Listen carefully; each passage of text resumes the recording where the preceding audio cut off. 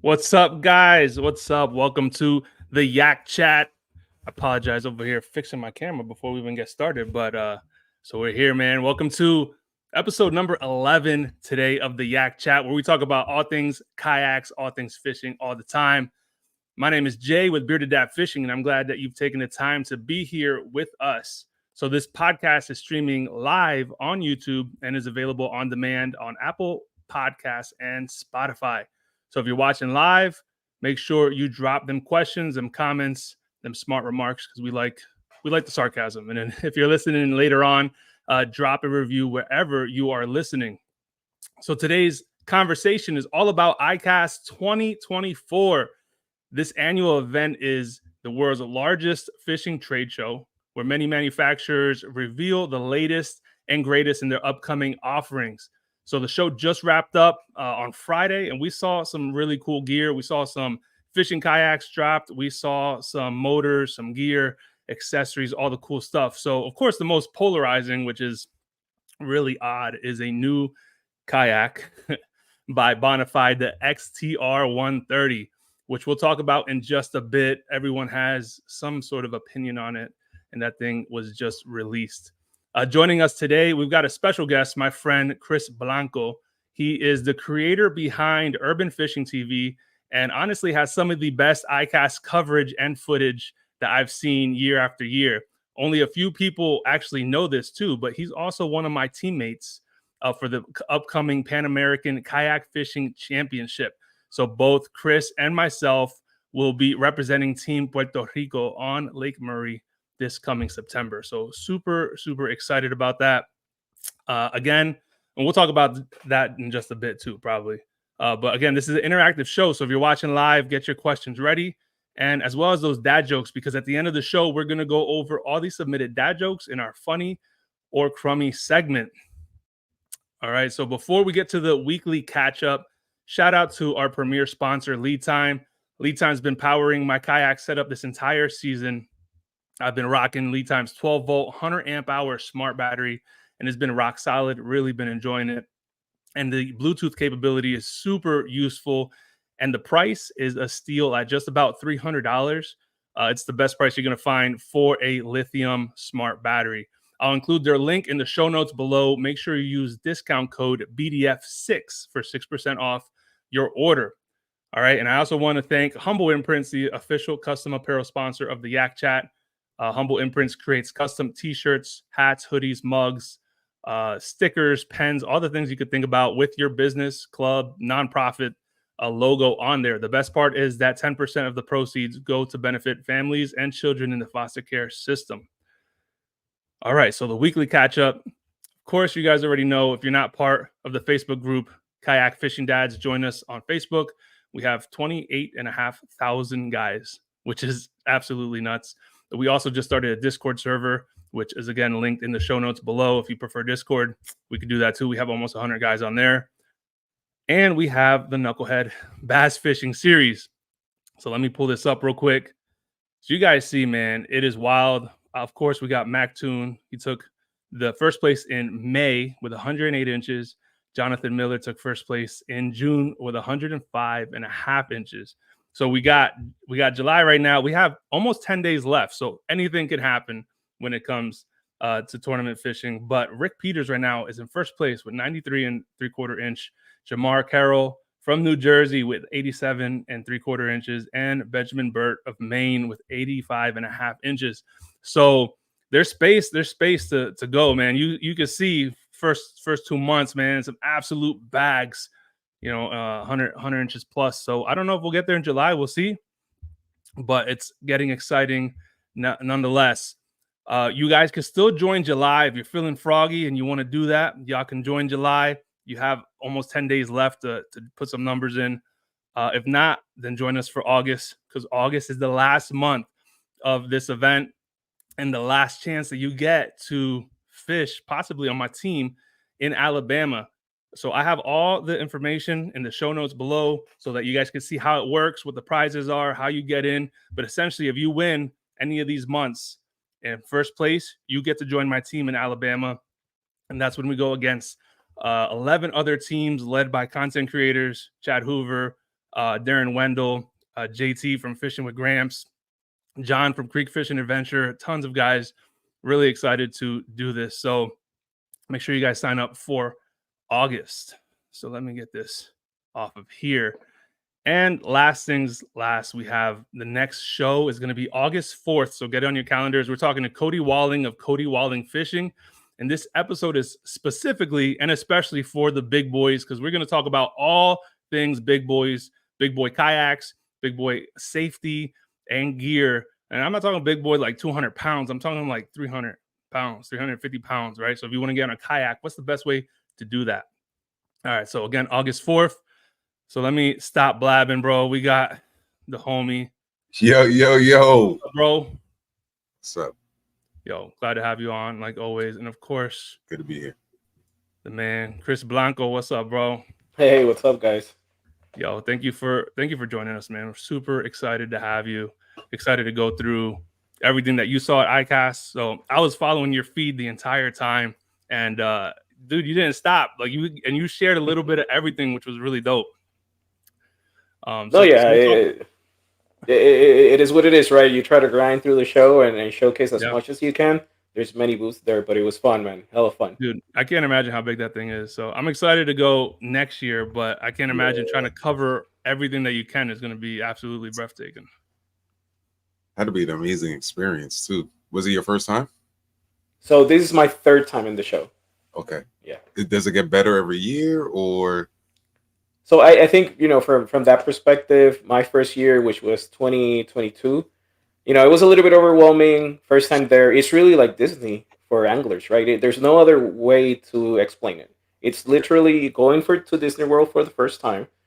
If you're a kayak angler or angler, whatever, right? It's just that awesome. So, I would say the first year, is very different than the next 2 years. But there's always a lot of positive to take out from that show, right? Yeah. Yeah, that's dope, fine. bro. So we'll get into some of the specifics, but for the people who don't know Chris, can you tell us a little bit about how you got into fishing and how you got into specifically content creation around kayak fishing? Yeah, sure. So I moved to the United States 6 years ago. I used to fish, for marlin, tuna when I was younger with my granddad, stopped for a while. I lived in a town called Weston in Broward County, and I saw peacock bass on my backyard. So I said, you know what, let me just grab a rod and see what happens. And from there, the first fish, it became an instant addiction again, right? It just took me back to my old ways when I was younger. And from there, I started doing bank tournaments. An opportunity presented to do one kayak tournament. I didn't have one, so I just bought a cheap paddle kayak, and I actually won that tournament. So that got me very excited. I decided to, invest a little bit more money. Throughout these years, I've bought and sold a lot of kayaks. So that's, progressively I got in the vessel that I like, and at this moment I'm very happy with what I have. And through those years, I've just become very involved in the industry. I want to learn as much as possible. And I had the opportunity to create content with an old GoPro that I had. So I said, why not, right? I started creating content, and then that kind of evolved through the years. I spent more money here and there, and that's, that's how we ended up where we're at now. Yeah. Okay. How did you win that tournament? What was the... So it's funny.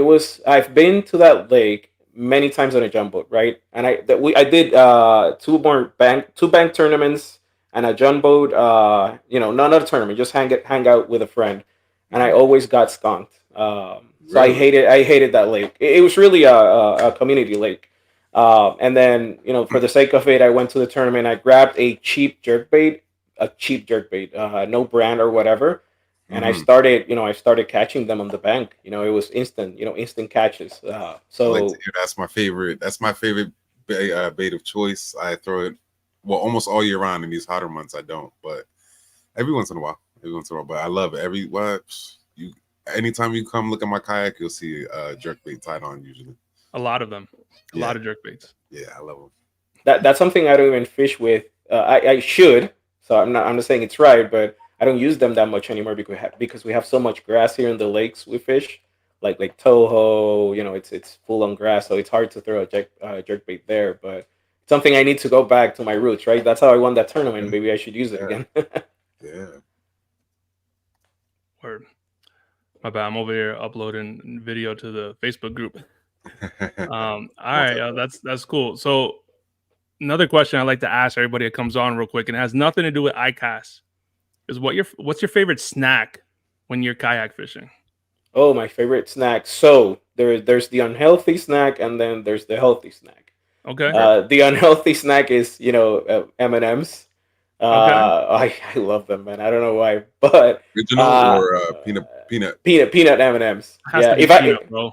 yeah, if I find almond like fresh off the I love them, but I'd rather peanut is the way to go. Okay. So that's my unhealthy snack. But I've been transitioning, and now I'm eating more cashews, more nuts, just to stay on the healthier side. I hear feel you. that. I mean, I hear got that. a healthy, unhealthy too, because I like fruit. Fruit's like my go-to when I'm fishing. Like I like grapes, Okay. watermelon, anything like that.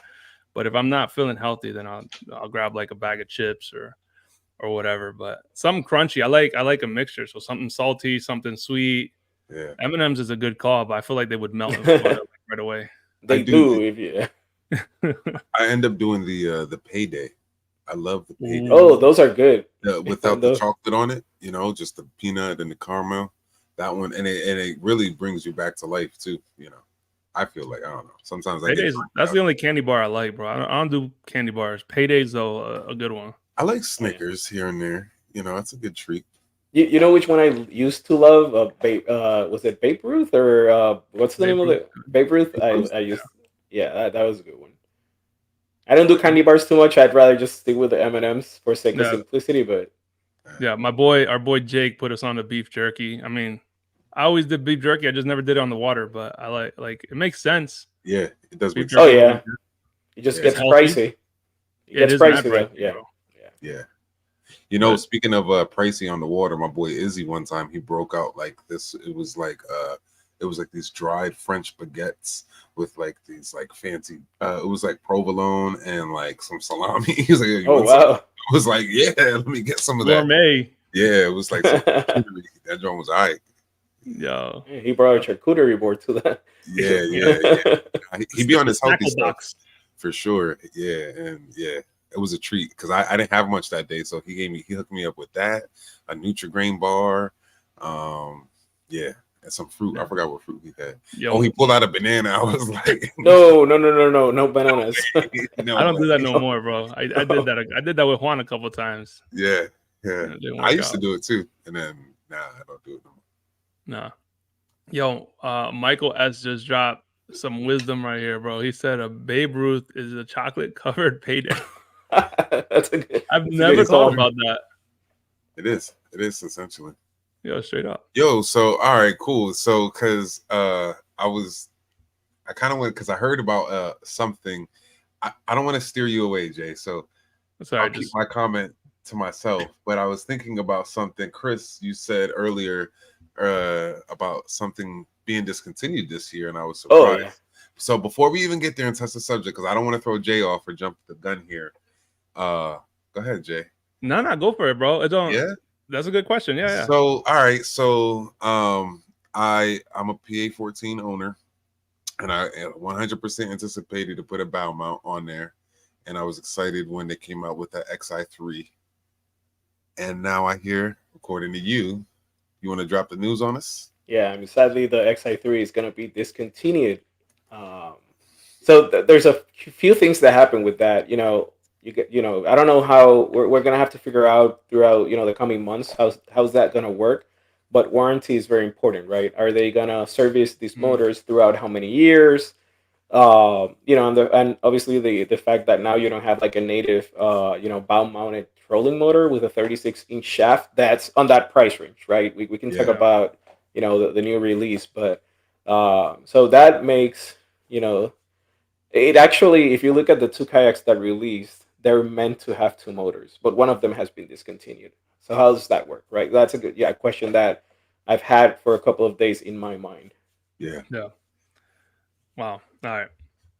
well, you mentioned the before we get to that, you mentioned the kayaks. So because I want to leave space. This is going to be. I thought we would have time to talk about a lot of things, but being as polarizing as the drop from Bonafide was, if you guys haven't seen Bonafide drop the new kayak, the XTR 130, and everyone is in a tizzy about it because it's either a perfect kayak for a big guy or just get a bass boat. Like, and those are the two comments that I've been hearing. Like, it's not a kayak if you can't paddle it, and it's definitely not meant to be paddled. But since everyone saw the videos, the same video on the release, what was your impression seeing the kayak there at the show? So my first impression, I said it. I said that's a boat, right? But as I went through the show and started, I had a good conversation with Alex there on the show. I had a conversation prior to the video I recorded with Hans, and then I kind of reversed that thought, and I honestly think it's a kayak. Uh, it's a modernized kayak. There's a lot of, if you look at the trend, right, and how the industry has shifted through the last years, I think it really mimics, or it goes in the same direction a lot of the kayaks that have been released lately go, right? They're prioritizing motorized vessels, right? You can look at the Propel 12.5. Yes, it has a drive, but it's really built to be a fully motorized vessel, right? And then you have the U10, the U12 from New Canoe. Those are meant to be motorized. So I just think it's following the normal progression of kayak fishing, right? I personally, if it was me and I had to choose one, I would say a kayak. Mm-hmm. So it's I'd still say it's a kayak. I mean, it has a lot of features that you don't find on a lot of kayaks. Mm-hmm.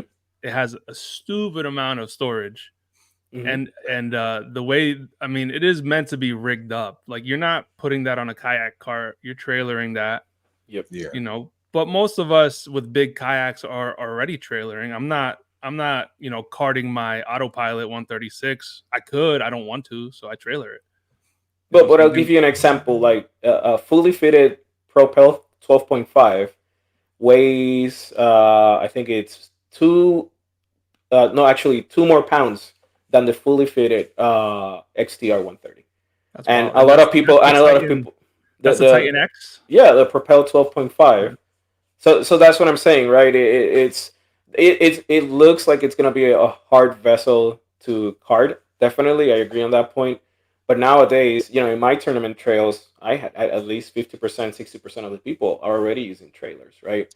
Mm-hmm. It's progressed. I think too. I think like with the tiny boat market, when you consider anything, a John boat, the smallest John boat starts at 10 feet. Then you're going to 12, and then you're going to 14. Yeah. And we have kayaks in the industry that lengths. So it's and you wouldn't, for the most part, you don't put a John boat in the back of your truck. You can, So, this idea of it having to be trailered and that I think, the industry is going there. And I think that if you want more stability and you want more security on the water, then you definitely want to have something that's more prone to be trailered. Especially with all the possibilities of accessories and things like that. And I think that it was interesting that if you'd like, you could bring somebody on board with you, which I really think caters to possibly, dads and people with partners. You know what I mean? I would not take my wife out on that. I'm just saying that right now. I take my kids out. Yeah. I don't know, 2 grown people on a kayak. I feel like that's much. They did pretty well, deep. But on the video you had Fluke Master and you had Shad Hoover. It's not a matter of it can't be done. I just don't want it. I don't like someone casting that close to me. That's why we're in kayak. Like, for me, that's why I'm in a kayak, because I can go fishing with y'all, and then we can talk and BS, and then we split up, and then you know what I mean. You're not tied to one another, so yeah. I don't know. I think it's a polarizing topic, but I think it's because in reality we've steered away from what kayaks were, right, and the intention of why kayaks came into the industry. paddle sports, and then it took us a few years, but we accepted pedal drives, right?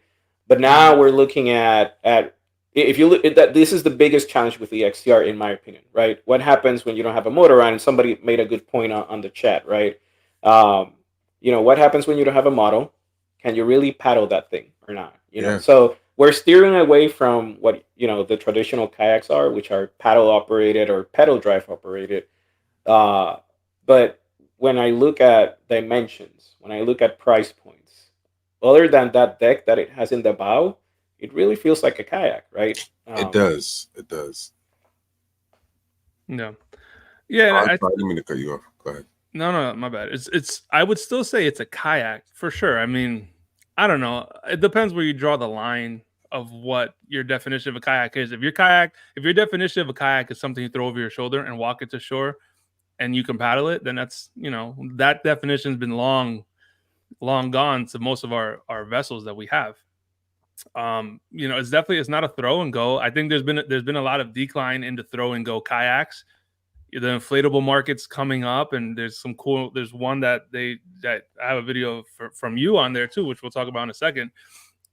So it's not that that's going away, but I will say, and me and Juan kind of disagree on this, but what you mentioned, Chris, is that I think the market is going fully towards motorized kayaks. I think they're even leaving pedal drives behind, and they're not prioritizing that.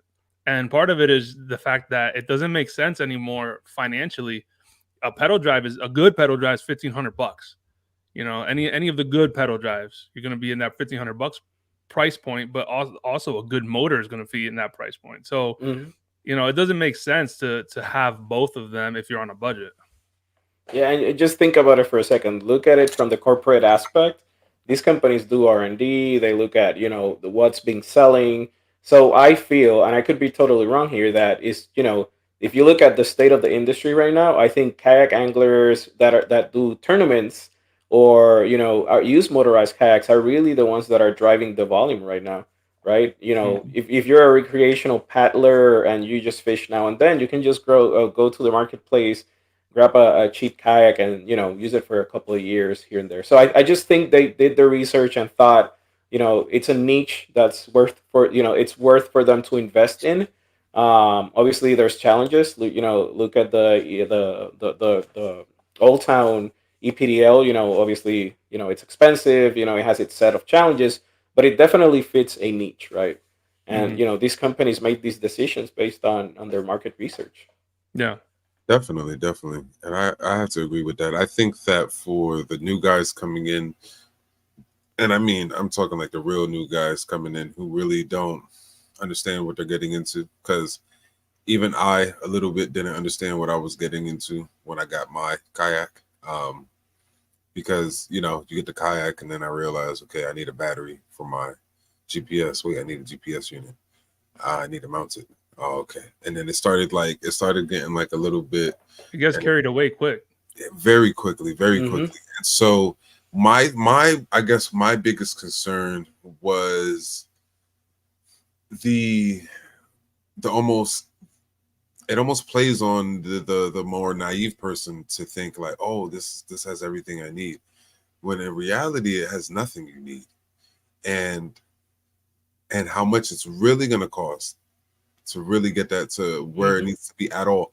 I think the bare bones price point is amazing. I think that its ability is amazing. I think the design, the front deck, I think that you can fit two people on. I think all those things are great.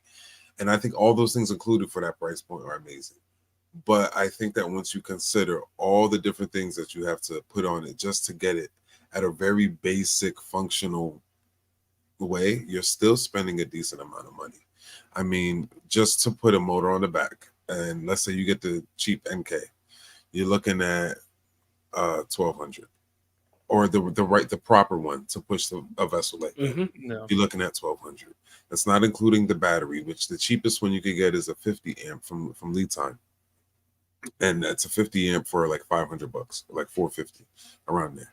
And you're still at only 50 amp hours. You're not at 100 amp hours, and that's just for your motor. That's not including the one in the front, or your GPS unit, or your navigation lights. And it's not to crap on it. It's not to do any of that, but it's just like, dang, you mean to tell me I'm looking to get out, I'm looking to be functional on the water, and now in order for me to do that, I got to get A, X, Y, Z, and then I got to register it at that. When if I pick one up that allows me to propel itself, and so when me and Jay said we disagreed, I thought that, you know how back in the day, the reverse cameras and the brake sensor was like a real like high rate option on a vehicle, and now they're like standard. Yeah. I think that that's what's going to happen. They're just going to be standard, like a pedal drive or a drive system of some sort is going to be standard just for the sake of self-propulsion and getting out there and being able to be equipped without the benefit of the motor, without having to go through the struggles of the process of going through all that, you know, having to wire it, having to, even though they made it a little easier with their system, it's still a process. And so I think all those things included, and I'm sorry to seem long-winded with it, but I think all those things included are things that need to be really considered when purchasing this vessel. And if you go about getting this vessel, you kind of have to put your ducks in order so that you're not buying things you can't really function with yet, or allow your vessel to grow with you over time, if you will. Yeah, and I think it's a matter of, answering the question yourself, do you really need it, right? And what advantage does it give you? So I look at this from the, tournament angler perspective, and I say, well, I'm running a Propel 13.5, right, with an NK, and I can get anywhere I want. Do I need to invest in the XTR 130? And, does it give me any advantages, on in the tournament? I don't really think it does.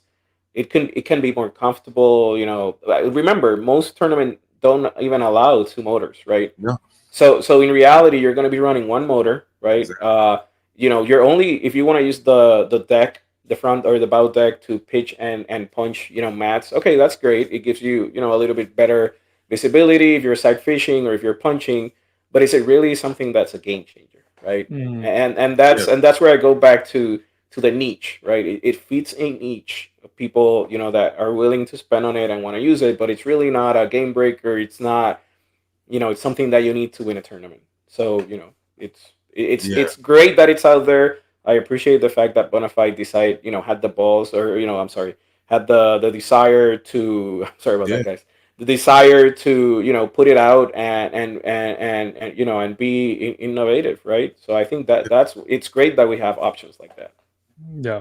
I think it was very innovative, and I think it was something that is going to work for the whole of the industry. I think, like I said, I think it has its place um, with two people in mind. I could see dads getting this, or Hmm. somebody getting this who may already have a rig or some sort of rigging. Maybe Hmm. let's say somebody already has an NK and somebody already has something already set up.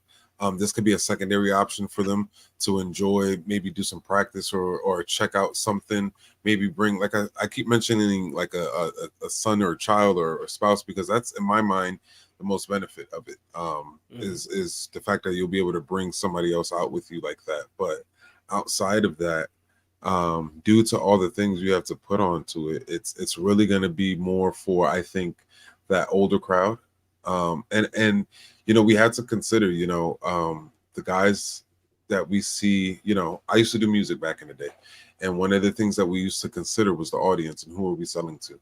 And it was very seldom that I would want to, and excuse me for saying it, sell to the minority, because they weren't putting up the money the way other folks were putting up that money. And so I just think that the generation and the older generations, the guys who have the money to put towards that, are your guys who are 35 plus.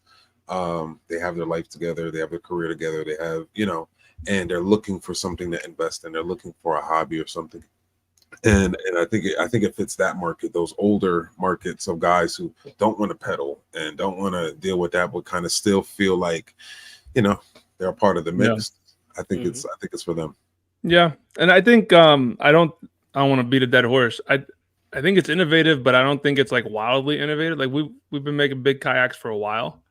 And there's a lot of good options for big dudes. So I think one thing the market has done a really good job of is seeing that there's big guys, 250 plus pounds, that want to feel comfortable in a kayak, and that's when you get ones like the Old Town, whether it's the PDLs, Yeah. 120, the Autopilot 120, 136, the New Canoe Unlimited, even the Frontier 12 was like specifically made with high weight capacities.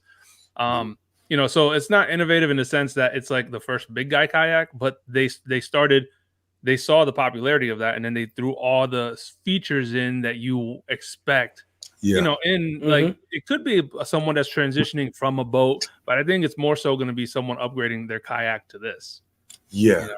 And I agree that it's that's the base price point, and you add everything, but every other kayak's like that too. Because I mean, the best thing is going to come with is a pedal drive. That's true, but at least I feel like now you're not forced into the motor immediately. That's my whole aspect of it. You can take your time and not get a motor right away. Yeah, you could get your GPS unit and you could get fishing, which was the whole aspect and the whole purpose you wanted to get out there was to get fishing.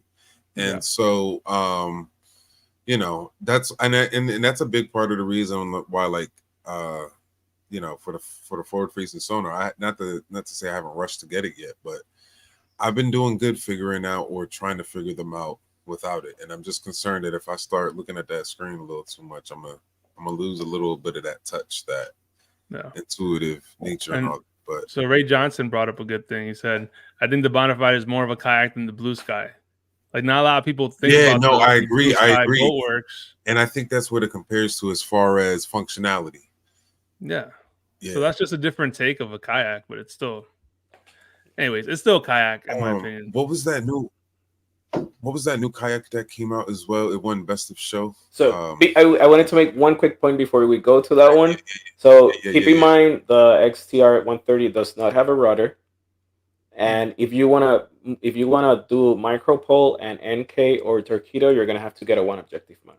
It doesn't have the inserts for both, right? You either do one or the other. So those are two things you gotta keep in mind. Okay. Yeah, it's good to know. Yeah, I did hear some people complaining about the fact that I didn't have a rudder, which was a little disappointing. Yeah, wow. Yeah. Wow. Okay. So now that Juan brought it up, Wilderness Systems released the Tactical Pro 128, and it won Best in Show. So what were your thoughts of the? Yeah, I mean, a lot of people don't think about Wilderness Systems right off the bat when you're talking about kayaks. I don't. But this kayak looks pretty dope. I think it was swept under the rug with the Bonafide thing. I think that Bonafide made such a big fuss and such a big buzz that most didn't realize about the Wilderness Systems thing. But Chris, you were there, you saw it. So yeah, man, with the Wilderness, there's a couple of things I like a lot. My only concern is the plastic. And again, I've never owned a wilderness kayak, so please take this with a grain of salt. If you look at the bow hatch, it just feels a little bit plasticky, a little bit cheap. I'm not saying it is, but it's just the feel that it gave me, right? And then some other components, if you look at the scupper holes, they have some seam lines. Now, keep in mind, this is a prototype show, right? So this could be their prototype. It doesn't mean that's what's going out to market, so that could be the reason. But with that being said, they had very cool features where now they have the trolling motor mount on the side, right? And the mount is included on the kayak, so a little bit of cost savings there. It's on the side. That means you can open your hatch. I think that's big. I like that as well. Yep.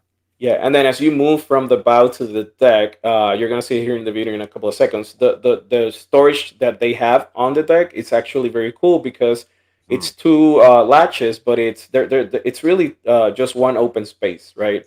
So you can get very creative there. I'm telling you, creative to the point where I thought, hey, you know what? You could do a live well right there.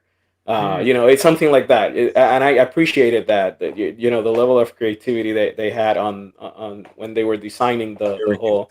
And I want to note, look at what they have. They have a 100 amp hour sitting right there. And wait till you see what they have in the back.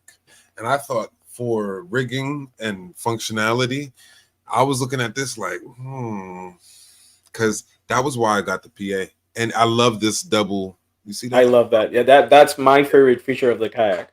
You could do so many things there. Love that. Yeah, that's dope. Keep in mind it's an open deck, right? So that means that as you're fishing, you can, if you're on an XI3, you can, GPS and like just anchor there and just walk or use your knees, get to the deck, open it up. You don't even need to have your storage devices below and just share or anything like that. You can have them there. So definitely like that a lot. Yeah. Yeah. So with the discontinuation of the XI3, though, do you think that's going to cause an issue? Because it looks like they kind of built it around that. I think so, and this is just me being me. I don't understand the reasoning behind the discontinue. Why they discontinued the XI3? Again, kayaks are a niche market. I'm not sure how many people throughout the year buy them, but it leaves a huge void that needs to be Yeah. filled. Now, who's going to take advantage of that? I think some companies should. You have I think Newport Vessels is doing a great job. They're trying to push products out of the market, so they have an opportunity there. Torpedo has an opportunity there. Powerful. PowerPole has an opportunity. Obviously, they released that new trolling motor, but maybe we're looking for something cheaper, right? So Yeah. that's another opportunity. I just want to see who's going to step up and take that void. Speaking of cool things, my buddy Izzy, shout out to Izzy. Whoop, whoop. All right, he went and he got that auto boat. You familiar with the auto boat? Yeah. And the auto boat, I like it. I like it for what it does, and then for you guys who don't know what the auto boat is essentially a module that could attach to any trolling motor. Doesn't matter. And you attach it to your trolling motor that's already mounted to your set vessel, whether it's a John boat or a kayak or what have you. And it comes with a remote, and you turn it into an XI3 essentially. And it's for I think around $500, $500 to $600, like $550 to $600 around there. And yeah, it works great. I like it. I don't see why, if you're on a budget, especially, why you should be picking anything else, because most of those motors, I think what the XI3, what's the thrust on that? Good question. I don't know. I think it's like 38 or 42 maybe. Whereas you could buy yourself a 55-pound thrust. 55, yeah. And, save yourself some money right there. Yeah. I've heard a lot of it. The only thing that, when we're spending this money in devices, we want to make sure that the customer service is great, that, the warranties are great. They're new, right? So hopefully, in the next couple of years, we're going to see. Again, they have an opportunity, right? We're looking for which companies have an opportunity to fill a void. If I was the owner of Tiny Boat Nation, which I think is the one that, created the Autoboat device, I would be right now creating a lot of content on that and trying to disrupt the market, right? It's an opportunity that presented itself. Why not? But customer confidence is very important. So if you're gonna spend $700, Chris, what do you think about this point, this gentleman? I don't know. I'm sorry. With that name, I don't know. Bumpy, bro. Bumpy Santiago. Bumpy. Is that a I don't know, bro. Name? I just said it with a Spanish accent. Yeah, okay. What do you think about this comment right here? So I've seen scenarios. I've seen people getting spit out of their kayak because the motor guy lost GPS signal. I've seen some issues here and there. I don't think it's a big issue. Is it a liability thing? It could turn into a liability thing. But again, it becomes a he said, she said. We don't really have the details behind why they pulled back. But that's a very good point, right? There could be liability involved there, but this has been in the market for a couple of years now, and nothing has happened that we know of, right? So yeah. I mean, if it hasn't been a liability on like a small like John boat, why would it be one more so on? Mm-hmm. I don't understand why it would be more on one than the other. I don't see why. Yeah. I mean, I'm excited, like Chris said, to see who fills that void, because that's a big hole. It's gonna be interesting to see what happens. Yeah.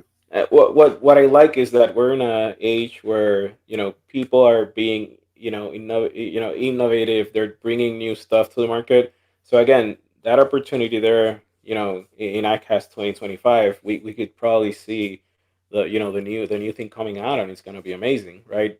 Obviously, the big issue is what how much is it going to cost. So That's true. Yeah. That's true. So a couple quick comments I wanted to show. Bottom Line Outdoors, he says, and this was in regards to the Bonafide XTR, or XRT. Will trails have to change rules to allow anglers to use these in tournaments? They will, because I mean, if they allow motors, they only allow one. I don't know of any trails that allow two yet. I don't think it's going to be very hard because now we're new people joining. These circuits are going to have to spend twice the money on a motor. I don't think that's attractive for new anglers, right? So maybe at some point we will be there. I'm concerned that it happens, and this is my personal opinion, right? I wish it doesn't. Hopefully it doesn't. It's gonna get I mean, I can see it getting carried away. I mean, look at it now. You go to show up at any tournament. I mean, they're already allowing motors, which is fine. I have an autopilot, but like people already feel at a disadvantage without live scope or forward facing sonar. So I mean, if you're talking about someone that wants to get in for recreation, that's fine. But yeah, to get into like you want to actually make money in tournaments now, like you do have to compete with people that have $15,000 setups, and a lot of that's just on electronics. Yeah, and I think that's gonna end up hurting these tournament trails. And I could be wrong, but again, do we really have a need to have two motors, right? How much? You look at people that organize these tournaments; they do a very good job. They sit down at the beginning of the year and say, hey, obviously 90% of our or 80% of our people use motors. This is the water we expect to cover, so we're just gonna put some limitations on where these kayaks can go.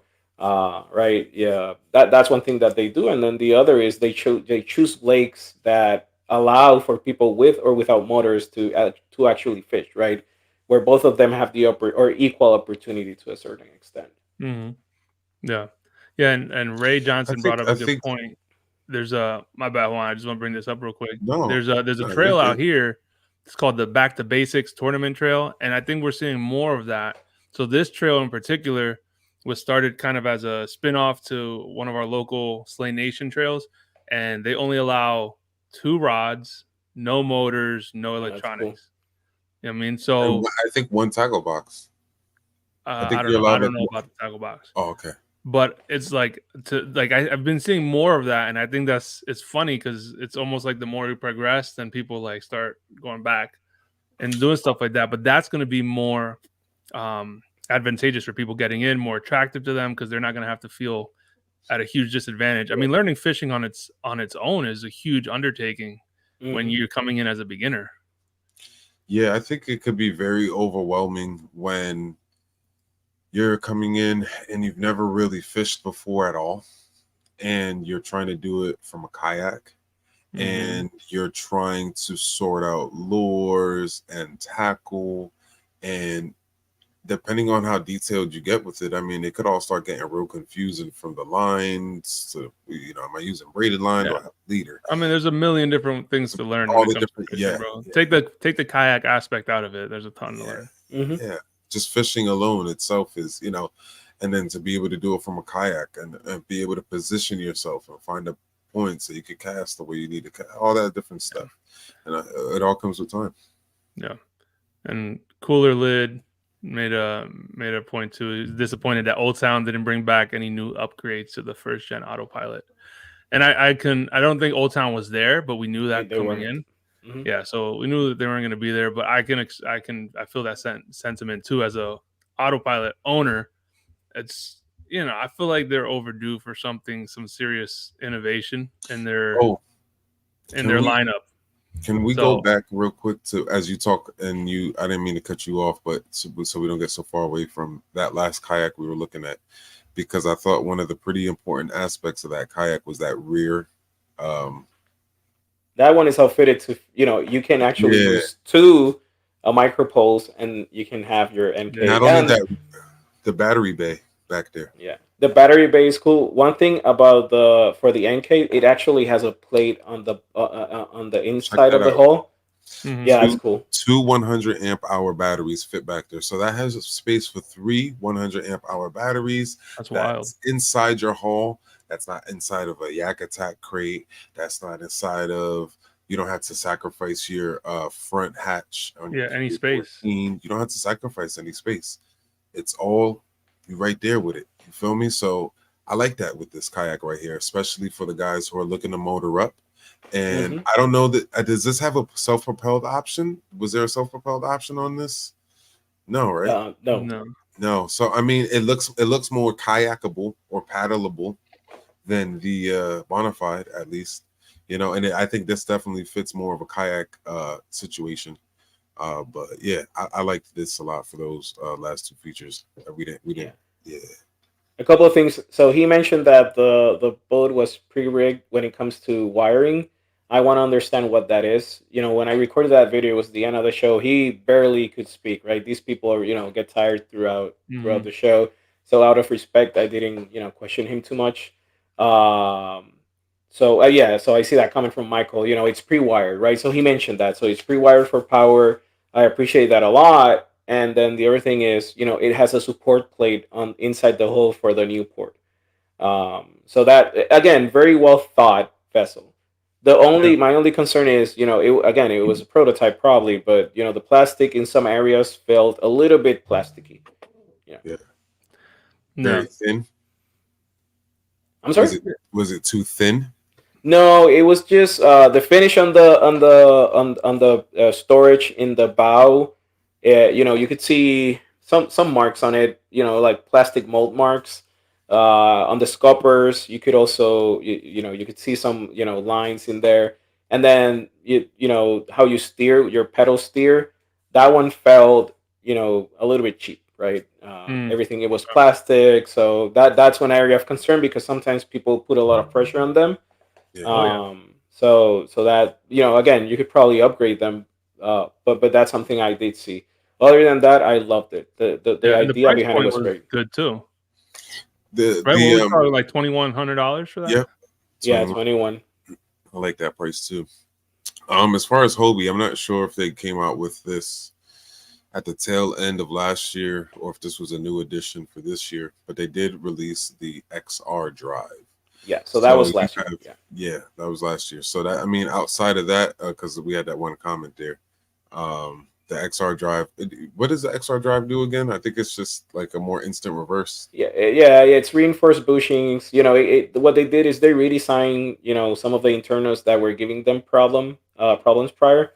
So they actually had the boat on the water demo day. So AJ and the team with Hobie, the booth was Hobie glassware or Hobie sunglasses, but they actually had a boat on the demo day, and I do have a video on that. That was, it felt, I put that a lot of pressure on that rudder. Not that rudder, that pedal drive. He told me that I could. So, I did Insta 360, I did Insta 180, and I didn't feel like it was going to break, right? That was just one time use, but they did that. And then the other thing that they did is, you've seen the stories, the cracks on the seat, in the edge of the seat. And so they put a plate to reinforce the seats, and added more foam. So, you shouldn't expect to have any issues in the future. So they're addressing, a couple of the main issues that people are voicing. I think, and again, this is a trade show. This is a prototype show. Not every year. You don't have to be there every year. But I think considering the negative, conversations that people are having now with Hobie, I would have thought, it was a good opportunity to be there and showcase, the redesign of the pedal drive and on the kayak itself. But it's their decision. There's always a financial implication of being on a show. You're there to get dealers, right? To sell your boat. Most dealers are already selling your boat, so and now it becomes a perception thing where do we want to be there so people know that we're doing good, or just push back on that and not spend that money. It's very expensive, right? Taking the kayaks, the booth, the people, you're paying hotels, meals, insurance, all of that. It just becomes very, very expensive. It's true. Yeah, it's true. Cool. And I think that depending on, this is a place where a lot of companies come to pull their cards out, right? And kind of expose themselves in a way. If they have cards to pull, that's the thing. Like if Yeah, they don't yeah. have nothing to drop, it's like For Chris said, sure, for sure. kind of a waste. But if you're a bigger company and you have the developmental finances to do things in a quicker way, it would be, be beneficial for you to kind of see what everybody else is coming out with first. So, who's to say, we have the rest of the year yet. And none of these companies are obliged to be stuck to this, iCast scenario, So Yeah. who's to say? But it would be nice to see some other things for sure. I would like to see, as an original autopilot fan, I would like to see them do a little bit of an upgrade, some internal storage, and just there's a lot of room for improvement there, bro. Yeah, I think so too. It's a solid kayak. I mean, that's why I'm not going to complain. I'll take an autopilot over a lot of different things because it's solid, but there's a lot of features that are lackluster. But you're also talking about a 2020 body and hull, so it hasn't been redesigned since a lot of these other kayaks came out.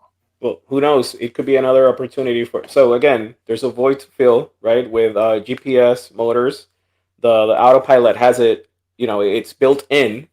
Maybe this is a time to go back and prototype and see. And build out of again, you could feel that niche. Yeah. There's money R&D involved, so I don't know if that's gonna happen. Yeah, I mean, well, Minn Kota, I mean, that's a great idea. Minn Kota feel that. Yeah. I think they have a special space. I think that's a special and unique relationship that we may not potentially see again within the kayak industry. With such Old Town and Minn Kota. Yeah, with that cohesiveness and that partnership there. Because Minn Kota makes a great product, and so does Old Town, and they're very reliable. I mean, how many old Minn Kota motors are running around on the back of John boats and everywhere else, right? Foot controlled, all that stuff. So they have that on lock, and to incorporate that autopilot with that kayak like that, it'll be nice to see. That's a great opportunity for another potential company too, to really try to create a relationship. But who's to say how hard that stuff is? Yeah. Let me pull up. I'm gonna cut you off, bro. I just want to. I was done. It was perfect time. I want to pull up this the Newport NS 130 inflatable kayak. That was fun. Yeah, how'd you? I mean, how do you? First of all, how do you feel about that? And so, and how was it on there? I talked to Howie. I'm part of the Newport ambassador team, so we had a conversation, and I talked to him about it. Doesn't fit what I do, but I would buy it, and the reason is, again, we're dads. We sometimes we hang out with the family. Dude, it was like 7, almost 8 miles per hour on that thing. That's the NT 300.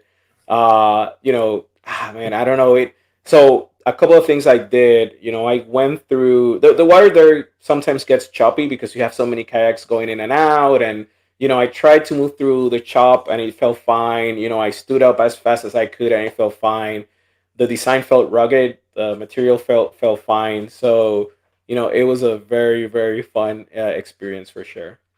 Yeah. Do you think I've heard more and more chatter about these inflatable kayaks? Do you think that's a growing niche, or like what space is it filling? You think when it comes to kayak anglers? I think it fits the niche of some of people that know how to use it. And I'll tell you my story. I do have an inflatable paddle that I used to take with me out in the water in Pine Island Sound at Matlacha. And I had I once hooked a snook, and when he fell in the paddle, I guess he's either the hook or him, he punched through, right? So I had to paddle back very quickly and made it, but it was a disaster. So I think my experience is the same thought that a lot of people have is what if I'm fishing and I puncture it and I'm 3 or 4 miles from the I think it's more of a recreational vessel where you can take your family. I'll give you an example. So I could drop in a ramp, go to a small key that we have here. It's probably like 2 miles on the NT 300. Leave my wife and my daughter, go get some fish, and then come back, or just hang out with them and not fish, right? So it's versatile enough to where I would love to have it. But it fits a particular niche. I don't think we'll ever see that, um, as a in the kayak conversation or in that world. Yeah, But very fun, very fast, very stable. I yeah, would buy it. It's faster than most because it has less Mhm. drag because it sits on the water and not in Yeah, the water, right? yeah. It's lightweight, so you can carry it if you want without the share. I don't think you. Yeah, you could carry it with a share, but it's tougher. yeah. Um, but I loved it. It was a great experience. So, What's the price point on that? That one I don't know. I'm gonna have to let me see if I can Okay. find that right here. I have some notes here. Yeah, because we have a buddy, boy Hector. He keeps talking about getting these it inflatable does, and I kayaks. was gonna ask you, what's that one he be talking about? And I think it's called the NRS Yeah, Starlight or something. That one's very good. I think Alex has done some coverage on that one. Okay. They had it 2 years ago on iCast, and it was very rugged. That's a very very good inflatable.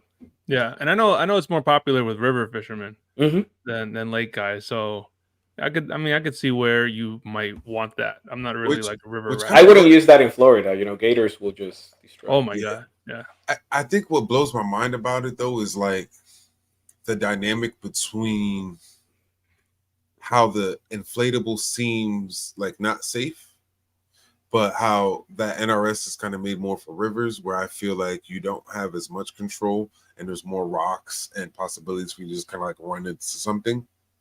Then I also think like when you look at like the US Coast Guard or when you look at certain kind of like rescue dinghies, military style dinghies, they have a solid middle and they have that airbag tubing around that outside.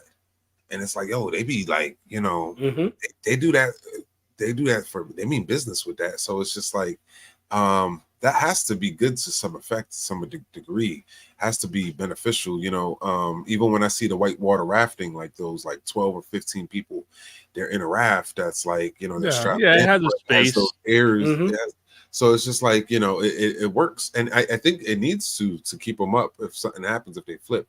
But nonetheless, I think that, we think of balloons and we think about how easily those things pop and we think that applies, but I think it needs to be reconsidered. And I think that if they're designed right, Yeah. it could work out for sure. Yeah. Yeah. I won't see myself on one, but I could Me see either. like why people would. I mean, Yeah. we're already on plastic boats. Why push it any further and make them inflatable, Yeah. Yeah. From a So recreational perspective, loved it. For yeah. kayak, or fishing, I wouldn't use it. I Yeah. see it beneficial for people who lack the space to store a vessel. Yeah. I don't know how much I'd fish from one just because I'm careless with my hooks. So I mess around and pop it by Mm-hmm. accident. So, Mhm. but yeah, So what motor did that have on it? The NT300? NT300. Yeah. Okay. So Newport also dropped the NT600, right? At this Mm-hmm. event? ooh, And that's, correct me if I'm wrong, 48 volt motor? Yeah. 48 volt. Yeah. Is that the only 48 volt that's out there right now? Because I that's think so. pretty insane. Yeah. I Okay. now think let me so. ask you something. So, like, does Newport have batteries for this already, or what? So that's a good question. I'm not sure. They released the low pro battery. I'm not sure if that one has the 48 volt capability. Yeah. And that's something I want to talk about too, because those low pro batteries are fire, bro. Like, So a flat, right? yeah, they're like, Yeah. it almost Yeah. looks like a toolbox. Like you know what I mean? Like the Mhm. box that like a little saw comes in or something like that. I've seen other ones that are a little bit more expensive, but they look like Plano boxes. Mhm. Yeah. But they're ridiculously expensive. You're talking Yeah, like I don't know what the price point on these are. Yeah, me neither. and I don't know that they're marine grade either. So, They're marine grade. These ones are marine grade. those, Yeah. Yeah. So this is the NT600. So that's the 48 volt. that's the 600 right there. Yeah. That's So huge. when I was doing my research, and I think I saw in a couple posts that Newport is saying it can get up to 10 miles an hour on Oof. certain kayaks. That's crazy, bro. I feel like most kayaks probably couldn't even handle that. Wow. Yeah. Let's see. I think that's This is- great though for the majority, especially here in our particular region, we have a lot of electric or trolling motor only lakes. So I think that works. Mm-hmm. Oh, look at those are the batteries right there. Yeah. One quick note. When I was on the water on the demo day, a guy from I think was it Howie. I think Howie brought the battery to the YakAttack tent, and they placed it on a 16 by 16 short stack, and it fits perfectly. It's like it was meant to be. It's Wow. not, but it was like Yeah. it literally meant to be. It was So great. that's one. Is that one 48-volt battery right there? Yeah, for the NC 600. Yeah. No, no, That's no. Yeah, what. but the battery is not 48 volt. These No, the low battery. Yeah, I don't. I'm not sure if they have a 48 volt for the low pro yet. But is that the battery for the 600 right there? No, no. that's just the redesign, or they're just releasing a new battery. Okay. Yeah, so but it is dope what Chris was saying. I forgot who posted it or where I saw it at, but it fit right inside the Mm-hmm. top hatch of the Blackpack Pro. So that short stack that people were getting on top of that, this fit perfectly in there. Yeah, Like That almost battery. like it was made for it. Yeah. Wow. and it was just by chance. Like how we said, we didn't design this with that in mind, but that's awesome. Wow. Yeah. With ability to plug in and everything. Well, yeah, you're gonna have to, you're Modify. still gonna have to modify the short stack if you want. Yeah. But it could also go under your chair. A lot of these chairs have, are wide enough where you could place that battery, and you don't have to worry about, making holes on your black pack. I think too, like Jay, like even like well, it wouldn't go on his, but I know in his pedal drive, that internal space, like depending on what you have, you could slip one inside your hole too. Oh yeah. Yeah, the Old Town. Yeah, you could. Yeah. Definitely. You can fit a ton in there, bro. Definitely depending on what you're putting that on. I like the Yeah. size of the battery a lot. I appreciate the fact that they're doing it right. The more options we have, Yeah. the cooler things we could do in the future, right? So, I believe it's a smaller profile battery. Great. Now we have more space on our vessel, Yep. or less issues with space. What's the price point on that battery? I don't have the price point with me. I'm sorry about that. Yeah. Okay. Yeah, I love it though. I mean, about time. You think someone can't redesign a battery, and then Newport comes through and does some cool with it. Yeah, we just need them flat. Yeah, for real. Yeah, Bucktail Fishing says something. He said, some electric only lakes have had a slow/no wake speed rule now added since some of these high power e motors have come out. Because I mean, technically, you can have a 3-4 horsepower electric. Yeah. And and that can disturb those little lakes or whatever, and people are out there on paddle boards. Yeah, one thing that the Low Pro has is I'm reading it here this is from Kayak Angler Mag. It has Bluetooth connectivity, so you can monitor your battery life, which is very cool. I have one that I use on my NK106, and I love it. I love to be in control and know what my battery life is. Yeah, heck yeah, bro. Yeah, that's what I started. And oh, I'm sorry to interrupt. It says that it's priced in the same range as a traditional lithium battery, with greater durability. So we should expect somewhere around the $500-$600 range, maybe a little bit more. Depends on the voltage you're getting. Yeah, for sure. Hopefully, it's not the lithium range, because those are expensive. Yeah. I'm hoping maybe no more than 900. No, I ain't paying 900 for a battery, bro. Not anymore. You don't have to. I don't use $900 batteries either. Yeah, and I've done very well with them. 200. And there's still people that buy them. I mean, yeah, shout out to Dakota, but like, you don't have to. Well, you pay for customer service. You pay for warranty. You pay for other things. 10-year warranty. I think they have a 10-year warranty.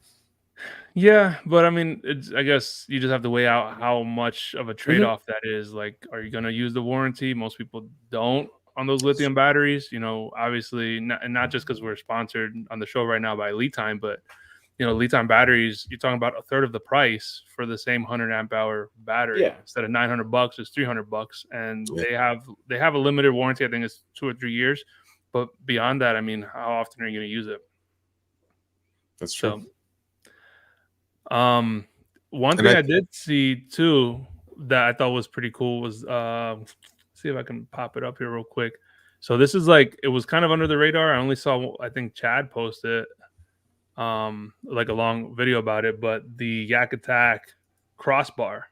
Or Yes. and Chris, you did it too. You posted it on your stories. Yeah, my video will release tomorrow on it. Okay. It's gonna be the full showcase from YakAttack. First, kudos to them. I think they're the ones that they brought at least 10 or 12 items that were new to the show, right? Wow. So they killed it. They did it like John, was he very knowledgeable. He went through all the things they released in the show. Obviously, the command center, which is your crossbar for your electronic, is the one that really has everybody chatting here and there. Mm-hmm. Uh, it's very capable. It's not limiting you to only a track crossbar. Now you can mount anything anywhere, right? Yeah, So I you like have that. you can mount anything you want anywhere. It's that's how they're showcasing the product and marketing it. It's a Yeah. very, very cool product. I love YakAttack, man. I ain't gonna hold you. As far as like accessories go, the durability of their products, even the price point of their products, I think is very reasonable. It's in line. It's in line with what you Yeah. expect. Like they're not out I there. think so.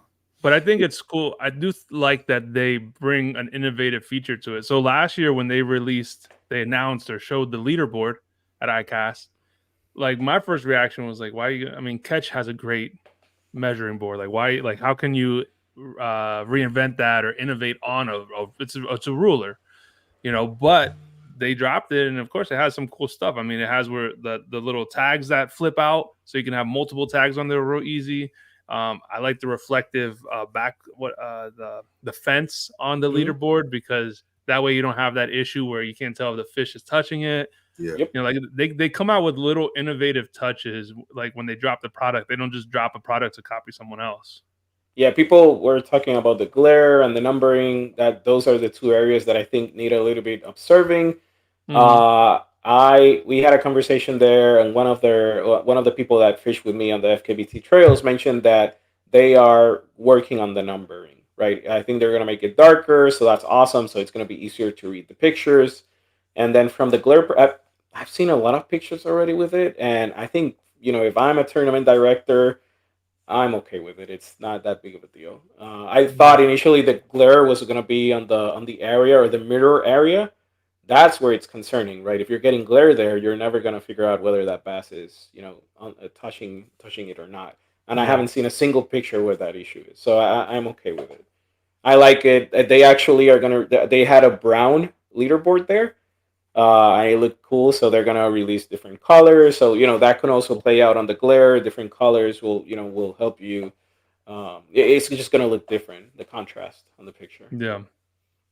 But For they sure. came out with a lot of stuff. So we've been asking for phone holders for quite a while. Yeah. I spoke to John last year, and he said not yet, but in development, and luckily it made it. This one is cool, and you'll see it tomorrow on the video. You can actually adjust it to fit your particular phone, which is awesome, and it feels that it's sturdy enough for your phone to not fall. I like Mm. that. Yeah, they did some dry bags. They went crazy. They have a beach card that looked like a transformer. I thought it was Yeah. gonna pop into Optimus Prime at some point. It is crazy. I saw that beach And part. I wish I would have saw more of it. Look, I mean, it's not something as a kayaker you're gonna use, but if you're shore fishing, right? Like it's something that allows you to bring all your stuff with you. no, it's full. It has a lot of the same bar on the command center, Hmm. so you can actually tether anything there. Get your quick mounts. That's It's I see cool. that It's being well very made. beneficial for like the board, like the ocean fishers. Oh The yeah. guys that like I all right. So Jay, I've never taken you there, but like when we go to South Carolina, there's a pier out there, and when you go out on the pier, essentially these guys have nothing but carts. Hmm. And these mm, carts are like homemade carts that they kind of like rig up or whatever, so that they could carry their fish, their tackle, little cooler, whatever, whatnot, so they could be more efficient. While they're out fishing off of these long pier points or whatever. And so yeah, that'll so be same perfect. idea. Yeah. Yeah, it'll be perfect. And I ain't gonna hold you. Like when I go to South Carolina to visit my mom around sometimes with LJ, when I go around and I want to have options and I want to have a little bag with me or something off to the whatever. I have a little it's like a little cart. It like roll it accordions out, and I just fill it Mhm. with stuff. That would replace that, and it'll be more sturdy, more efficient. It'll give me a place to mount a camera because I have no place to mount a camera from that. Mhm. So it acts as a stand as well. I can see, Yeah, that's pretty dope. with yeah, I like it. I like it a lot. Yeah. Yeah, I think there's a question here in the chat by X9 Adventures. He's looking to buy a kayak, and he wants our opinion, right? He's 5'9", 240 pounds. What's the feedback there, guys? So, Well, I mean, my first question is always like, it depends what you're budget. looking to do. Yeah. Are you Yeah. going to motorize it or not, right? Are Yeah, you and where planning are to you pedal? fishing? You fishing rivers? You fishing lakes? You fishing He, offshore? And he then fishes in Florida. I know that for a fact. Okay. budget. What's your budget looking like? That would be probably the last thing, because your budget really is going to help you understand what's available to you, and then Yeah.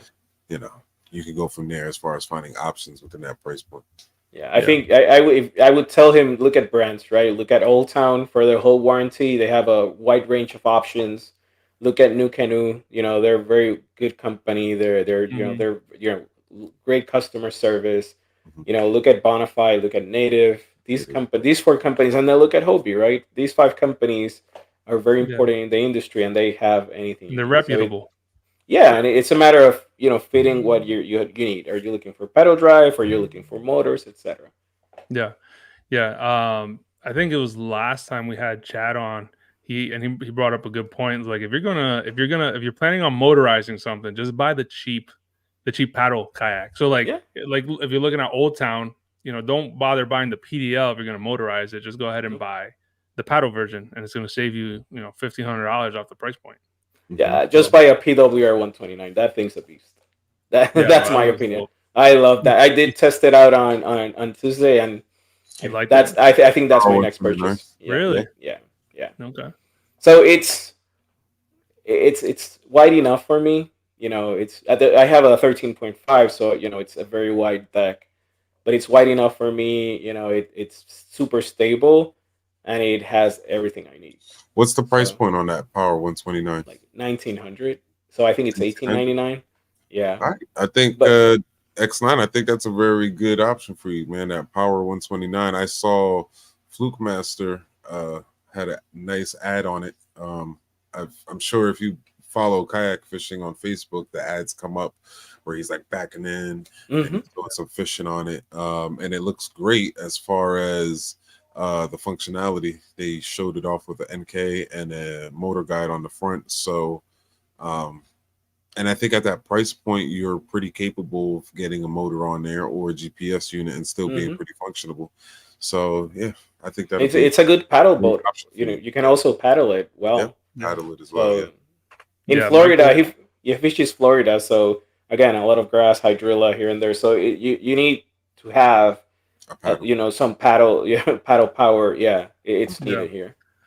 Yeah, Michael S said, check out Bearded Paddler.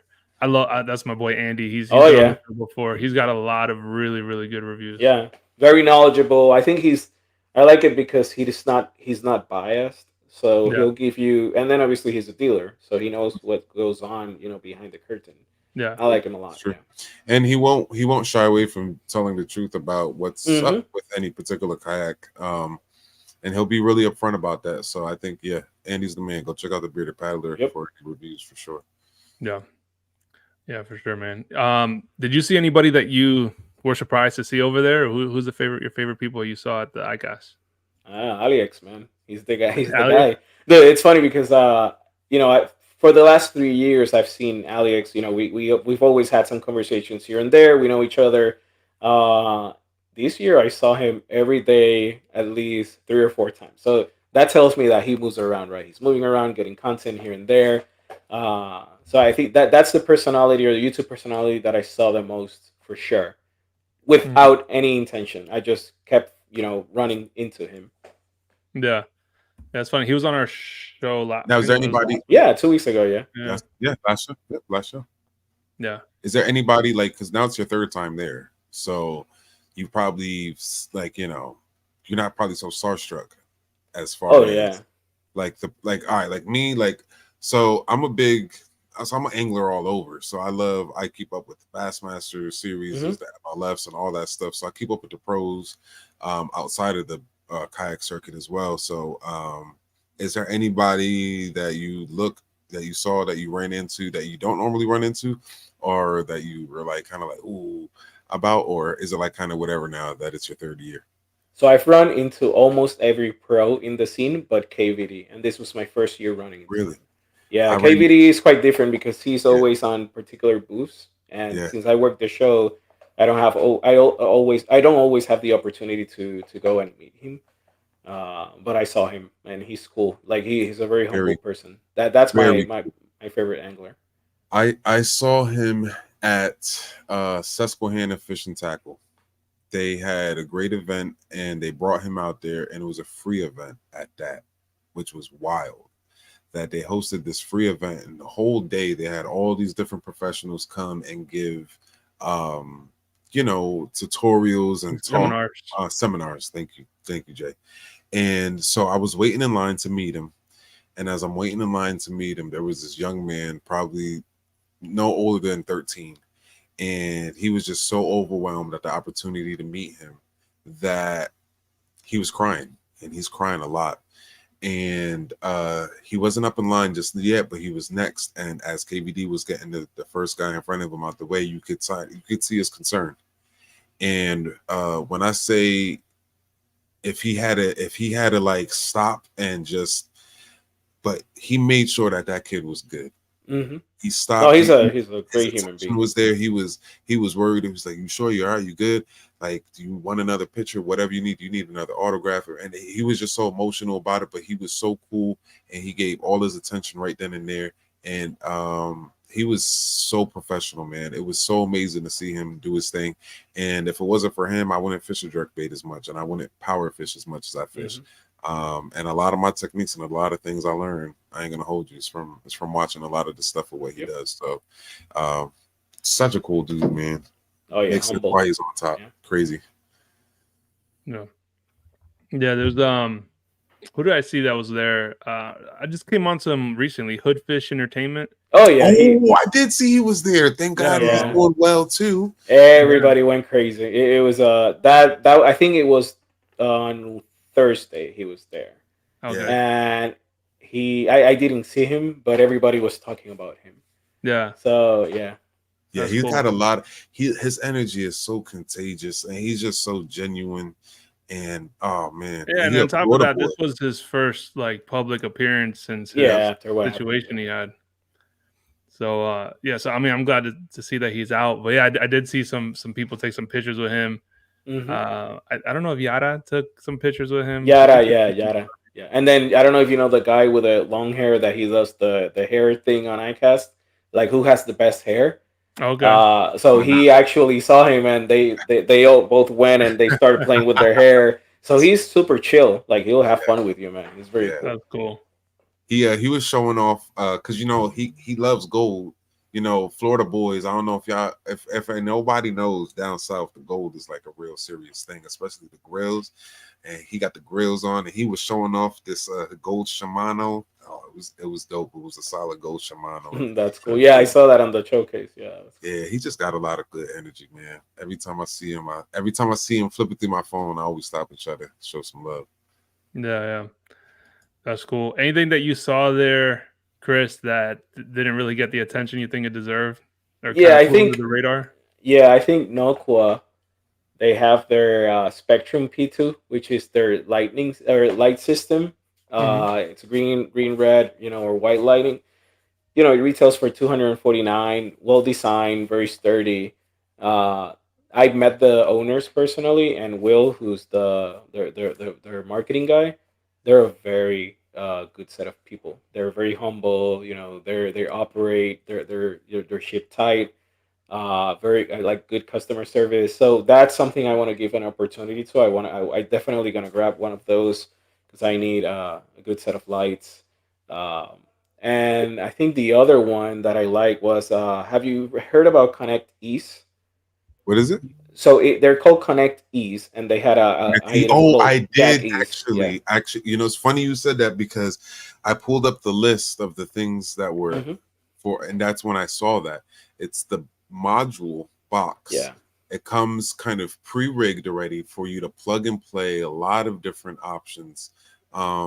Go ahead, go in detail. I don't want to say. Yeah, so it's basically that. So it's a module box. The boxes that we've been doing for quite a couple of years. Yeah. But it's catered for, it runs the battery, it runs the electronics, it runs, the phones, the GoPros, etc. So it was a very well designed. It's pricey. I think it's somewhere around the $699 or $599 MSRP range.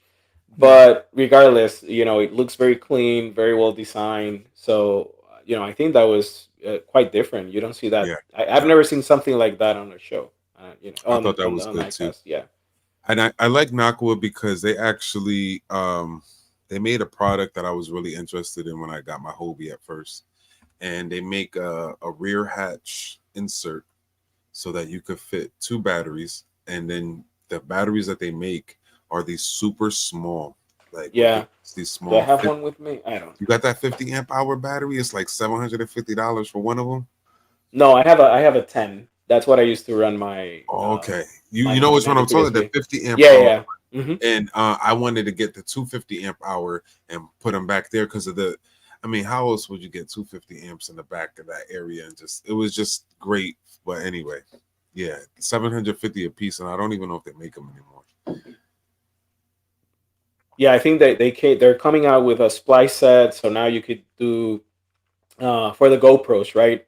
They have a new adapter, a USB-C adapter, so you're gonna be able to use your Nokia 10 amp or 20 amp for that. The other one that I've used, and I have that one I have here.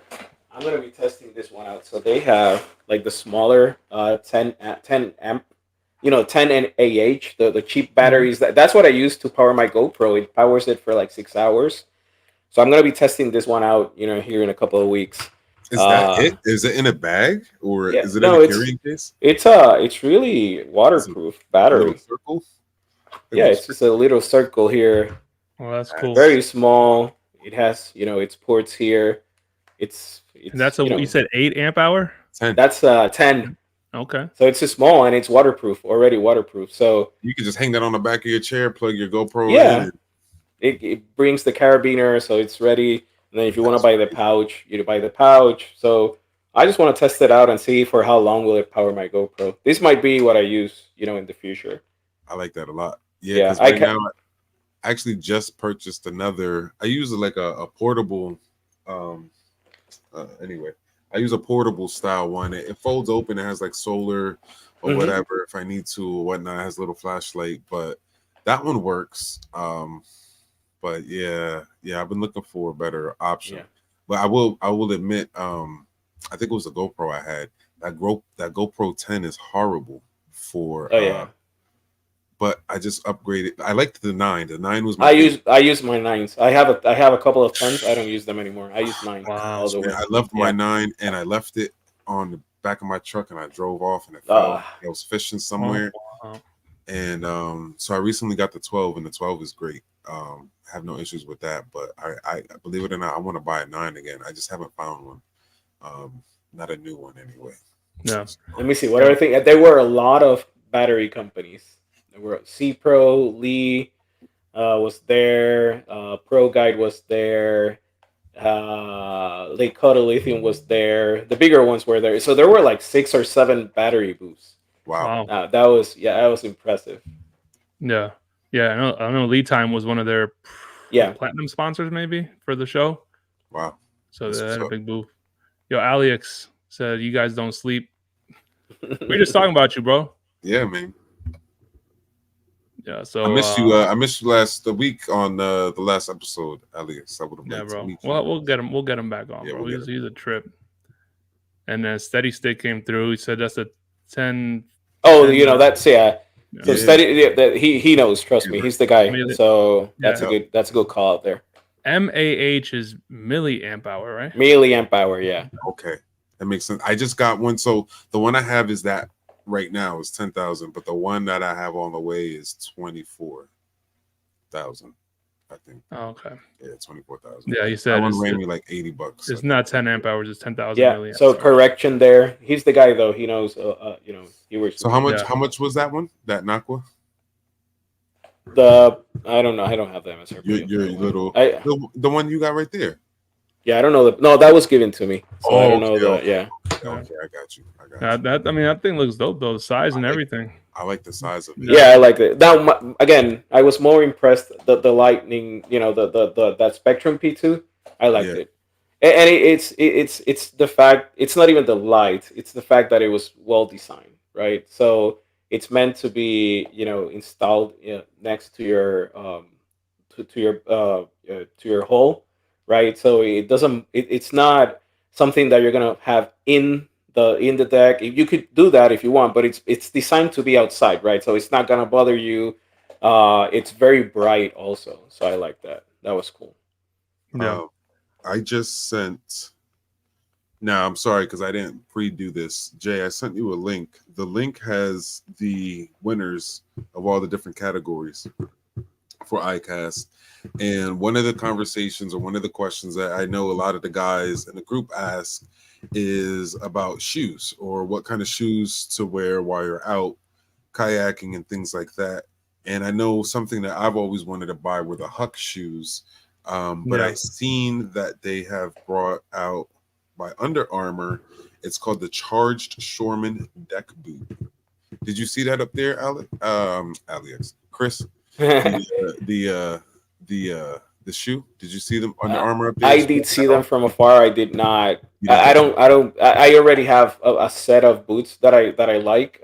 They're way cheaper, so I don't go that route. It just becomes they're expensive for me. So Yeah. for what I do, I've been actually fishing barefoot nowadays.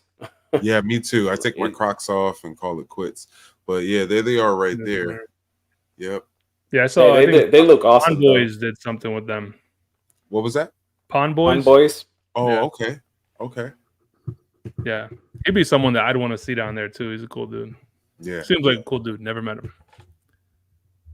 But yeah. So yeah, man, lots of cool stuff. No, I There think it is right there. and Go then down, Jay. Go down. Go down. Right there is the Oh, that's this the, right here. yeah, they did win a click on that. prize. See if that opens up something. So that is the unit that Chris was just Yeah. talking about, that Mhm. Yak Ease, where you could kind of like plug and play all your stuff, has everything you need right there. So if you're like a little weary about getting your kayak set up and you're not really sure how to wire it up, you ain't even got a trip. As long as you can fit a battery in there, you're good to go. Put your battery in there, hook it up, and then hook everything else up and plug and play. Gotcha. So it's like a portable like Yak Power. 'Cause Yeah. I use Yep. Yak Power, but that's it's more of a semi-permanent solution because you're drilling holes. Hmm. You can move this from kayak to kayak or kayak to John. Yep. Okay. And then I think the other like New Canoe had a very good showing. Even though it wasn't a new boat, a lot of people talked about it. So They had the everybody U10 there. the U10 and the U12, right? Okay. So people were talking a lot about it. Beautiful, beautiful kayak. Yeah. Okay. I can't wait to That's go. cool. I want to see that U10. I think having a 10, well, it's almost 11 foot, but having like a small option like that with such a high weight capacity is interesting. So I mean, if Mhm. you don't have the storage for a 12, 13, 14-foot boat, Speaking of, let me see. I know I sent this. I'm going to send you another link right now. Remember a couple of weeks ago, I had sent you that information on that new Lifetime. mm-hmm. Let's see if I'm gonna send it over to you right now. Cooler lid ass. He said, "You telling me the Hero 9 is the better GoPro?" That sounds like it's the consensus. Man, I'm I telling think you, it's the best one, man. To be honest with you, the GoPro 9 is where it's at. They had all the functionality. You're able to pick all of your frame rates and your resolution and all that stuff. Pretty. You can't do that on the newer ones because I only have the 9. Yeah, you can, but I think the 9 is just limited it a little bit. You don't have to downgrade your firmware to go like run a lot battery. It just it's native, right? You could just plug in a power bank and it will run. The limitation on the 9 is the color, right? So the color spectrum you have on the 10 and 11, I think it's better, significantly better, right? So you could either shoot raw and then color grade. I personally don't have time for that. But if you look at Mhm. most of my content when I'm on the kayak, it's on a GoPro 9, and I think it's good enough, right? Um, so if you're more into better coloring and you want to show some better footage, the 10, 11, 12 are going to be better, but you run into some issues when it comes to power battery banks and some other heating Yeah, issues that you have, especially right? the 10 and the 11. I feel like the 10 the worst. I think they try to fix some of them with the 11, and I hear the 12 is where they really solved a lot of the overheating and all that stuff. Hmm. But between we're talking like the last one before the 12 that was good. It's the 9. It's the 9. Hmm. So if you're out there, you're looking to get a GoPro, definitely get on the marketplace. Look for some GoPro 9s in your area. Make sure they're in good working condition and have at it, man. Get yourself a little power bank and just plug it up. Get yourself. Yeah. They have 256 megabyte those The 256K SD cards, SD cards. Yeah, they're micro pretty SD. cheap. Yeah, and they pretty Hmm. cheap nowadays, and they're like up to 8 hours of filming time. So Mm. Yeah, yeah, no, that whole overheating thing was always an issue for me anyway. So Yep. I only shoot like you, Chris. Almost all my footage is on my GoPro. Somewhat recently, I changed over to Sony 6400, and that's just for some of my talking head stuff that I shoot in my house. But yeah, I mean the GoPro is good. Like I hate to say like good enough because that makes it sound like you're Hmm. being lazy. But there's a point that like what's it called, the point of diminishing return. Like Hmm. beyond that, there's not much else that you can do. Focus on audio if you're Yeah. doing YouTube videos or whatever it is. Just like get something that you could shoot like on a GoPro. That's nice. You can hold it with a stick or whatever. But focus on yeah, your audio over video because audio 100%. If someone's gonna get off of your video, it's because of bad audio. Something just is that the DJI? Yeah, DJI, man. That's what I run on my GoPro. GoPro 9 Yeah, works well. I need to You get know, the those media mod. wireless lavs are everything, You bro. need the Everything. media mod, right? so no, well, I use the media mod for that, and you're right, you need it because you need to connect your oscillator. So Yeah, definitely need a because media mod. I have the Rode version.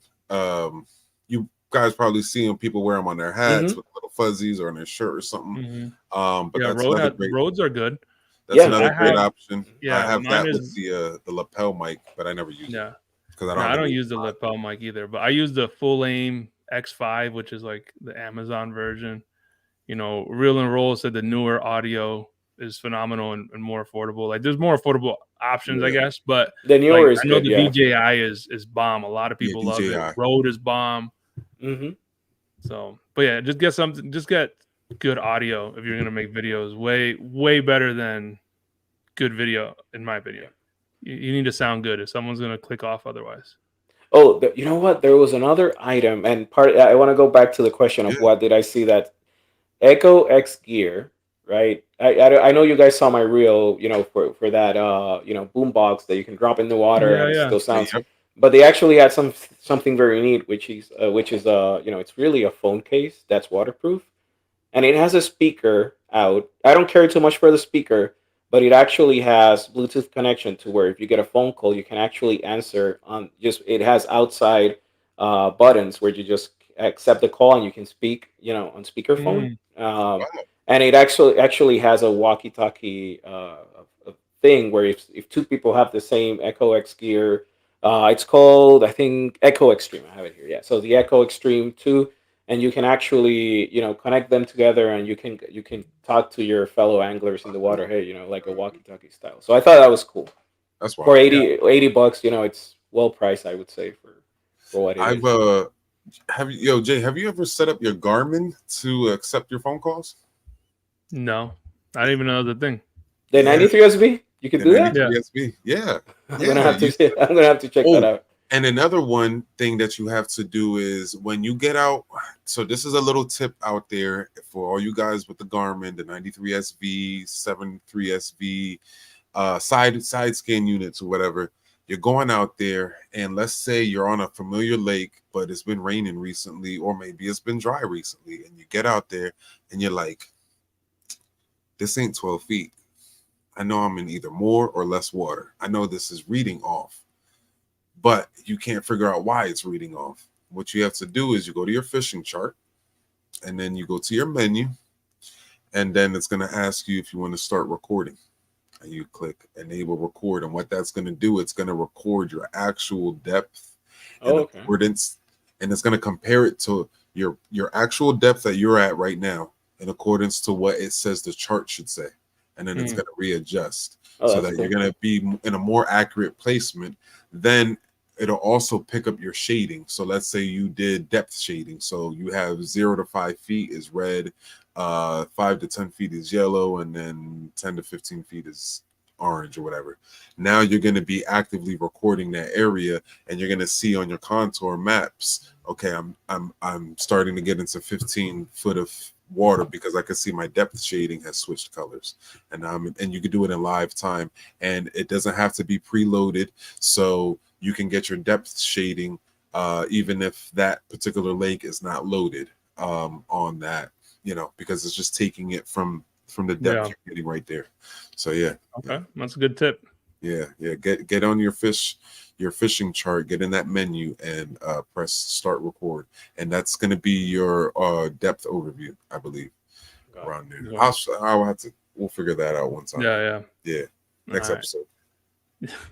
Yeah, now I want to be respectful of your time, Chris. I know we're kind of running over, man. No, that's fine. Anything else that you saw that you think was worth mentioning? No, I think those were the highlights, right? I think, what I want to do next year, I don't want to work the show, and I think that's the goal. And I want to bring a more interactive experience with the people. And here's why, right? Over the years, the big comment that I hear is, I wish they allowed, people from, just regular people to go in, or public, and they don't, right? But and we get all these, if you go to Instagram, the week on iCast, it's gonna be all iCast. Yeah. But it doesn't really give you the experience, right? There's more to it. That you see people painting. We had a guy, they had a tuna on a table, and they were doing sashimi. They were printing shirts. Hook, was it Hook? No, Under Armour was printing shirts. For example, Noco had that thing where they had a tent and they had a smoke room with all the lights. That was a cool experience. So those things, are more engaging. You're always going to have the product, right? That's going to be there. It's going to outlive. It's going to be in YouTube for years. But my goal next year is to create a very interactive experience where, either I do live videos, I do, every 2 hours I post an update of something cool, short form, long form, whatever it is, and people can engage and be part of the show, right? That was, at one point I was there where I wanted to be on the show, and all I saw was these videos on Instagram or YouTube. It were more like product showcases. I wanted to see what the show had to give, and it's cool. They had a barber, they had live music with violins and a guitar. It was awesome. It's just a great show. And it's all that stuff you miss out because you're only getting updates on products. Mm-hmm. I got you. Real quick, when you see those guys trying products like new fishing reels or lures or whatever, and they're casting into the lake or that water area, is there fish in there? Yeah. So actually, FWC stocks the pond prior to right beforehand. So it's funny because the lake has a no fishing sign. If you go to the other side of the pond, it says no fishing. But they stock the pond. I did see some people last year. I didn't see anybody catch anything. This year, I saw people catching them. So I guess they were hungrier. That's cool. Interesting. Interesting. Tiny bass, but it's still fun. Oh, another thing that was cool. Last day of the show when we were breaking down. Sadly I didn't have my phone with me. FWC has a small aquarium where they have a bass, and you have to guess the weight. And it's interesting because if you look at the glass, and if you've never caught an 8 or a 9 or a 10 pounder, you see it and it looks huge, and you go, "That's a 10 for sure. It's a 10." And when you see that they pull it out, it was incredible. It is huge, right? I've caught 2 9s already, and this one it looked way bigger than my 9s. Just the girth, it was fat, and on the scale, it was only 8 pounds. It was crazy. Yeah, but it was impressive. So stuff like that is the experience that people don't get to see on the show, and I think that's what they need, right? Obviously, you're always going to have the products, but I wanted to show them the other side of the show, which is a very cool experience. Yeah. And you know, that's a very good important point that you make, because a lot of times, especially on social media, you see especially newer anglers who don't have a measuring board, who don't have a scale. They'll go out and they'll catch a monster and they'll take a picture of it and they'll be like, what do you guys think it weighs? Like, man, that's what we think don't matter, because honestly, I've already caught a few 7-8 pound. At least I thought when I was. I will never forget being with Izzy. We caught a fish. I caught a fish with him. It was in the fall, and we catch it, and he sees it. I see it. He helps me land it, and he's looking at me. I'm looking at him. He goes, "Bro, that's a 6. That's a 6 all day." We go to scale it, like 4 something. Like, yeah, it happens. Yeah, you know what I mean. So, I'm glad that they had that there for that perspective. yeah, that was cool. That was cool. Yeah. Oh, man. No, that'd be dope to be able to show that, like that side of things that other people don't see. Because I would have never guessed that they have those type of experiences there. Yeah, I'm gonna load a reel tomorrow. It's a little bit, it's due, right? It's late, but I don't care. I'll just upload it with some of the stuff that I have. It's basically, this is what happened in iCast, right? And it's not showing product; it's showing other stuff that was cool. So I'll upload that tomorrow. But I think next year, what we can try to figure out, if you guys are going, maybe we should do a podcast. I don't know. I'm just maybe going a little bit ahead here, but that sounds like we could episode out there. We could do a podcast there. That'd be dope. Yeah, that would be super fire, man. And I teased it again, not trying to go overly long, but earlier I spoke that Chris and I are teammates for the Pan American Kayak Fishing Championship. So we're both repping. All right, Team Puerto Rico, Team Puerto Rico, yeah, Puerto Rico, right? So yeah, it's gonna be crazy, man. So we're gonna have an episode at some point in the future, in the next couple of weeks, maybe, where we'll bring some of the team on. That's awesome. But we're both fishing. We're going at the end of September. We're fishing South Carolina, Lake Murray, and there's, I think, 10 countries being represented. So I think so, maybe even a little bit more. I know it's going to be a good turnout this year. Yeah. So Team Puerto Rico is going to have 3 teams of 3 anglers, and we're going against. I know Team USA is going to be there. Canada, Mexico, República Dominicana, Cuba. Yeah, República Dominicana, Cuba, Venezuela is going to be there. A lot of people. It's going to be a great tournament. Yeah, I'm super excited, man. It's going to be, and the team captain is Guillermo Gonzalez. So he's a hammer. He's super well known he's just an amazing angler. So it's going to be really, really cool, man. But most importantly, like for us as Puerto Ricans, like to be there for the debut appearance of Team Puerto Rico is going to be fire. Yeah, I think this is big. People don't understand that this is us trying to make bass fishing an Olympic sport. So if you put it this way, you're basically the first Olympic team. It's not real, of course, but you could get that mindset where we're the first pre-Olympic team on a kayak, at least for Team Puerto Rico. So that's cool, right? It's a very big and important tournament for the industry and fishing world as a whole. Yes. No. I'm excited. Sure. I'm so excited that Jay's a part of it. I'm gonna be rooting from the crib. Like, there you go. Playing on my hectare level and all that. Nah, man, I'm so excited. I mean, as a Puerto Rican, just to be represented like that, it just feels good, and I can't wait to see the results. Even if we don't yield anything, just to be a part of history like that is an experience. Yeah, for sure. All right, so let's get into the funny or crummy real quick. We got a couple dad jokes. Before we do that, of course, another shout out to Lead Time, who's our premier sponsor. If you're looking to upgrade your battery, if you got sealed lead acid, AGM battery, or you just need a new lithium battery for your trolling motor, for your electronics, take a look at Lead Time. They really do have some of the best prices out there, and they have free shipping. And you can get 6% off your entire order by using code BDF6. And that just helps them to track it, to make sure that you got it from here, that we sent you. But the link is going to be in the show notes below. So if you're looking to upgrade to lithium battery, definitely check them out. And we only got 2 dad jokes today, but Ray Johnson came through like always, and he dropped 2 of them, bro. So first one, Ray said, I was wondering why the ball kept getting bigger and bigger, and then it hit me. That took a while, a little bit for me to get. It did too. It was a late registration, that joke. Yeah, and then the second one from Ray said, I found a wooden shoe in my toilet today. It was clogged. That's good. That's good. I like that. I'm sorry, guys. We only got 2 today. Well, nobody else gave us some jokes, but shout out to Ray, always coming through with the jokes, man. Yeah, Ray always coming through. For real.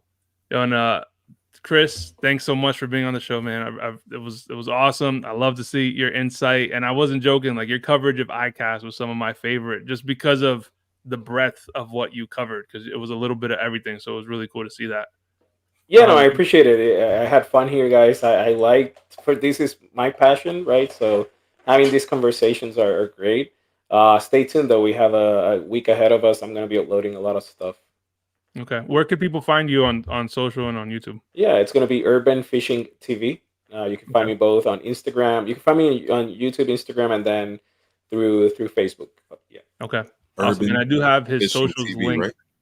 Yeah, Urban Fishing TV, and I have his socials and his YouTube channel. So head on over there and subscribe to his channel. Follow him on socials as well. And I appreciate you guys for watching. The next episode is going to be August 4th, where we talk to Cody Walling about big guy kayak fishing essentials. So if you're 250, 300, 350 pounds, this episode is going to be just for you guys, because Cody's a big boy. He don't hide it, but he knows how to fish, and he goes after the big one. So we're going to talk all about that. And that's all we got for now, guys. So until next time, peace and God bless.